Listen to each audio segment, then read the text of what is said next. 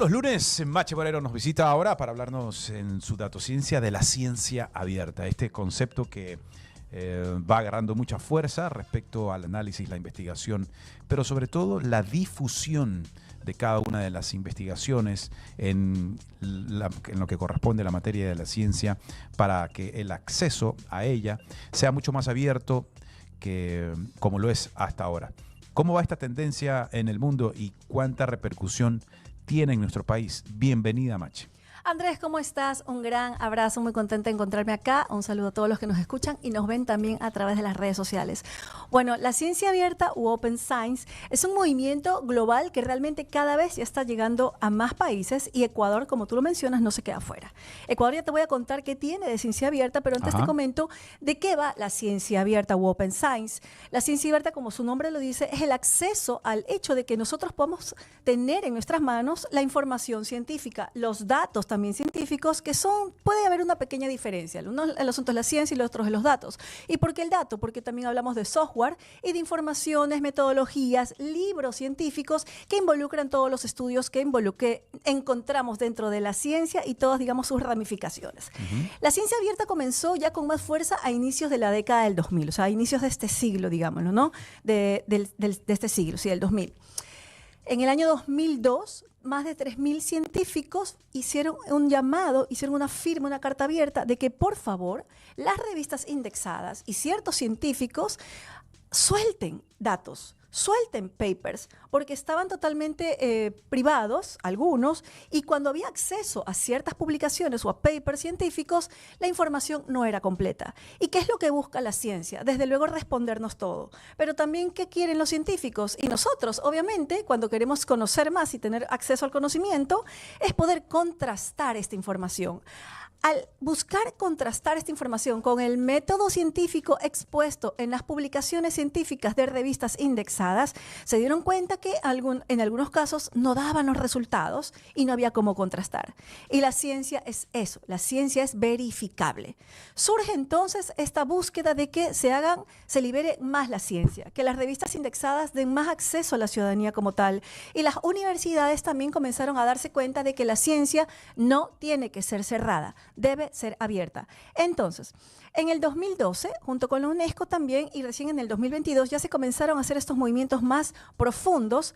En el 2012, en San Francisco, se hizo una evaluación nueva sobre las metodologías de investigación que se hacían en estos papers y que obviamente estas metodologías sean públicas. Y recién, Andrés y amigos oyentes, recién en el 2022, 2021, 2022, la UNESCO ya puso como que en papel lo que significaría la ciencia abierta. Y es ahí también cuando ya este asunto toma mayor revolución en el mundo. La ciencia abierta ya nos está dando entonces el acceso al conocimiento global.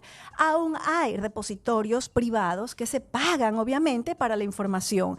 Hay revistas indexadas que, ¿cómo se verifican ciertos papers? Que esto es muy interesante. Puede sonar para algunos como que un poco confuso, pero es súper digerible. Y para eso tienen que ver Datociencia, escuchar Datociencia aquí y pasar por su web.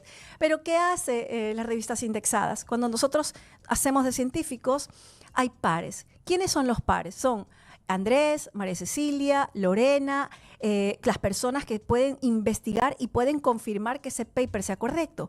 Pero el par, tú no sabes quién es. Y ahí es cuando comienza también el asunto de qué pasa con la legibilidad, ¿dije bien la palabra? Sí, de contrastar esa información. Entonces, la ciencia abierta busca que los pares sean abiertos, que yo sepa que Andrés me revisa el paper porque es una persona experta en el tema, que Lorena me revisa el paper, que Juanito me revisa el paper y que yo sé que esa persona va a contrastar de manera correcta ese paper. Eso es parte de la ciencia abierta. Ahora, con la ciencia abierta se han dado, por supuesto, varios repositorios que ya nos dan como Redalic y EScielo, y que seguramente los docentes y los investigadores lo utilizan porque podemos encontrar papers abiertos al público. Pero eso no solamente involucra, como te digo, datos científicos. ¿Qué se busca con todo eso? Un cambio cultural. Un cambio y romper aquel paradigma de que la ciencia es totalmente para solo los científicos, de que la ciencia es para los académicos y que puede ser inalcanzable. Y también Ecuador está involucrado en aquello. ¿Cómo? En Ecuador tenemos dos entidades, digámoslo así, que hablan de ciencia abierta. Andrés, primero hablemos de Open Lab. Open Lab es una fundación que se presenta como un repositorio ciudadano de ciencia abierta, que está bajo la dirección de varios visionarios que buscan que el software, principalmente en Ecuador, sea libre, que la información de las tecnologías sea libre para todos nosotros. Ellos en OpenLab, ustedes pueden buscar en su página, openlab.com. Ahorita creo que se me escapa bien el .com, no me acuerdo si es org o .com, pero es OpenLab, lo pueden buscar en el buscador, en el Google o cualquiera, y van a encontrar que ellos tienen muchas actividades cada mes para involucrar a la ciudadanía común, al ciudadano de a pie en temas de ciencia y tecnología y conocer cómo se trata, por ejemplo, el software, qué es Python, qué es mapeo, qué es redes tecnológicas, qué es telecomunicaciones, datos que tal vez a nosotros se nos hacen un poco confusos. Por ese lado, OpenLab. Y también en Ecuador tenemos gobierno abierto. El gobierno, para que todos nosotros también que pensemos cómo es posible, el gobierno tiene su página, gobiernoabierto.ce, tiene su página en donde se quiere más que nada demostrar que los datos de todas las instituciones del Ecuador también deben y son abiertas y que estamos en ese proceso de presentarlos. Más bien, aquí en Gobierno Abierto se presenta que quieren tener para toda la ciudadanía más transparencia, más participación ciudadana, tener rendición de cuentas, gestión pública eficiente y, por supuesto, que se dé más innovación en el sector privado. Ahora, si queremos conocer un poco más de parte de OpenLab, nosotros tenemos aquí un pequeño byte con uno de sus directores, que es Francisco Silva, que es el director de OpenLab Ecuador. Escuchémoslos.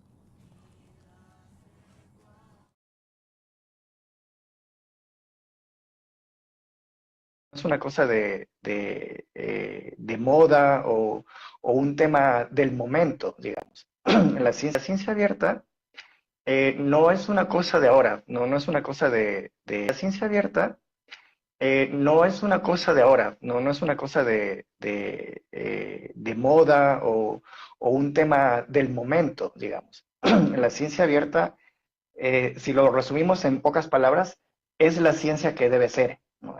Es como la ciencia se manifestó desde sus orígenes, ¿no?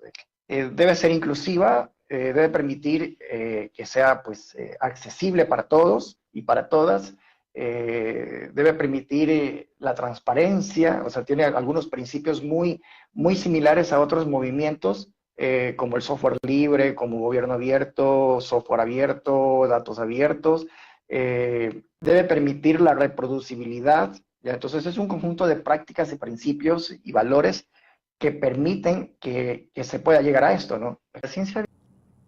Ahora, ¿cuáles son los principios que estableció la UNESCO confirmando y un documento en el 2021? Se los comento. Es el acceso abierto para que todos los resultados de las investigaciones científicas tengan la posibilidad de que llegue a todo el mundo y aquellos que obviamente lo requieran o lo necesiten. Son los datos abiertos, la revisión abierta que te comentaba de los pares, también que sea una ciencia ciudadana, que sea promovida también por los gobiernos, por las instituciones estudiantiles, también por las academias universitarias, que es donde se hace la ciencia concretamente, ¿no? Y Ecuador, por cierto, lo está haciendo. Y nosotros estamos aquí también para hablar de eso. Y también se busca nuevos modelos de evaluación, donde también se pueda involucrar el tema de los pares y que estos modelos de evaluación tengan mayor impacto sobre aquellas investigaciones y que lo que realmente vale la pena sea de acceso libre. Como siempre dice la UNESCO, y creo que son unas palabras muy sabias, la ciencia debe ser abierta o no lo es.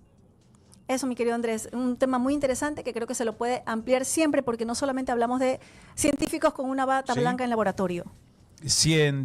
Open Science en Datociencia nos ha entregado un gran aporte sobre lo que en Ecuador se está haciendo, cómo se lo está enfrentando y cómo incorpora a Ecuador el mundo respecto a esta apertura. Y en Ecuador, ya para ir concluyendo, en Ecuador, ¿qué necesitamos nosotros si pensamos en ciencia abierta y poder tener acceso a datos y a la información, al conocimiento?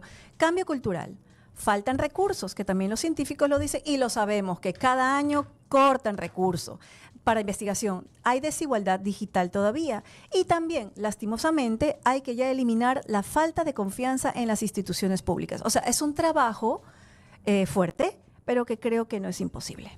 Mache Moreno con su Datociencia hoy, muy educativo como todos los lunes. Gracias, Mache. Gracias, Andrés. Pueden ingresar a www.datosciencia.com para que puedan conocer un poco más de ciencia abierta o Open Science. Van a encontrar también datos de la UNESCO, van a poder ir a más informaciones, bajarse documentos y, por supuesto, conocer un poquito más sobre el tema y otros más. En redes sociales, @datosciencias. Yo soy Mache Moreno. Un gran abrazo y nos vemos la próxima semana. Gracias, Mache. Antes de irnos a la pausa,